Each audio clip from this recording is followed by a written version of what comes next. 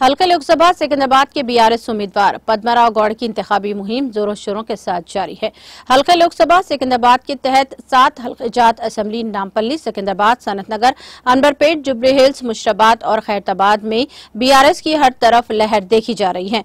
पद्माराव गौड़ ने अपनी इंतखाबी मुहिम के हिस्से के तौर पर आज साबिक रियासती वजीर व रुकनी असेंबली सनतनगर श्रीनिवास यादव के हमरा सनतनगर के हल्के जात सजन लाल स्ट्रीट, मोंडा मार्केट, आधिया नगर व दीगर इलाकों में पैदल दौरा किया और राय दहिंदों से मुलाकात की। पद्माराव गौड़ ने बीआरएस को कामयाब बनाने की अपील की। पद्माराव गौड़ ने कहा कि तेलंगाना के मुफादात के तहफ्फुज के लिए बीआरएस की कामयाबी जरूरी है। उन्होंने कहा कि बीआरएस पार्टी गरीबों के हकीकी हमदर्द है, जबकि कांग्रेस और बीजेपी को सिर्फ इख्तिदार से दिलचस्पी है। उन्होंने कहा कि अवाम कार के निशान पर बटन दबाएं और केसीआर के हाथ मजबूत करें। तलसानी श्रीनिवास यादव ने खिताब करते हुए कहा कि पद्माराव गौड़ मशहूर और मारूफ अवामी कायद हैं। वो न सिर्फ हैदराबाद बल्कि सारे तेलंगाना में काफी मशहूर हैं। उन्होंने कहा कि हल्के लोकसभा सिकंदराबाद पर बहरसूरत गुलाबी परचम लहराया जाएगा।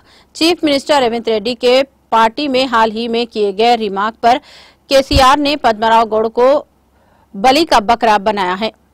श्रीनिवास यादव ने शदीद रद्दअमल का इजहार किया और कहा कि पद्माराव गौड़ एक तारीखी का नाम है, वो ब्रांड है। उन्होंने तेलंगाना तहरीक और रोजे अव्वल से एक सिपाही की तरह काम किया है और इतने बड़े कायद के ताल्लुक से चीफ मिनिस्टर को ऐसे रिमार्क्स नहीं करने चाहिए, ये मुनासिब नहीं है। श्रीनिवास यादव ने कहा कि सियासत में कामयाबी और नाकामी फितरी होती है और हम यहाँ कामयाब भी हुए।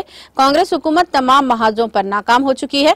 उन्होंने कहा कि अंदरून 100 यौम कांग्रेस हुकूमत ने अवाम आज आ चुके हैं। उन्होंने कहा कि कांग्रेस हुकूमत आज बुलंद व बांग दावे कर रही है, ताहम कांग्रेस हुकूमत क्रिसमस और रमजान जैसे त्योहार भी बड़े पैमाने पर मनाने से खासी रही।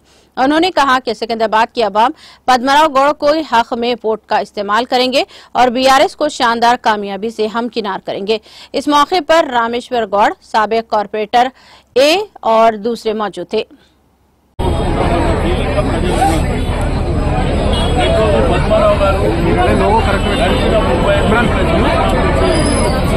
ప్రజా జీవితంలో ఉన్నటువంటి వ్యక్తి, నిరంతరం ప్రజలకు అందుబాటులో ఉన్నటువంటి వ్యక్తి. 1986లో మొట్టమొదటిసారి ఇదే డివిజన్కు మోండా మార్కెట్ కార్పొరేటర్గా సేవలందించిన వ్యక్తి.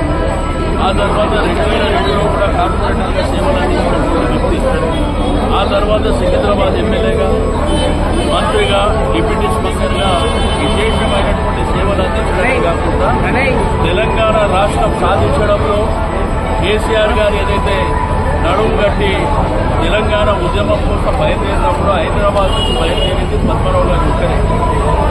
కాబట్టి ఈ రాష్ట్రం సిద్ధించే దాంట్లో వాళ్ళు కూడా పాల్గొంటే అందరికీ తెలిసింది.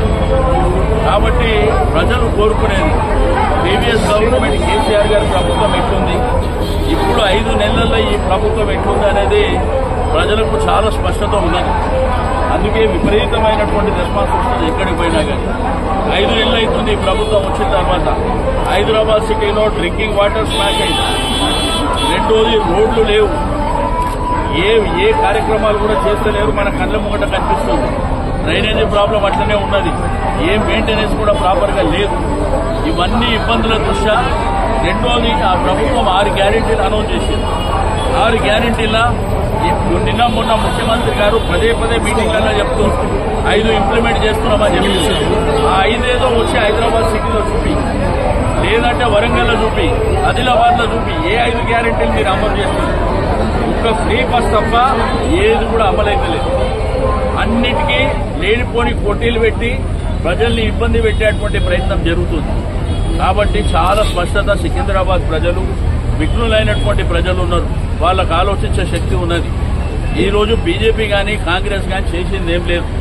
మేము మా ప్రభుత్వం ఉన్నప్పుడు మేమే కార్యక్రమాలు చేసినాం. డబుల్ బెడ్రూమ్ ఇల్లు మేమే ఇచ్చినాం. రెండోది మల్టీపర్పస్ ఫంక్షన్ హాలు మేమే కట్టినాం.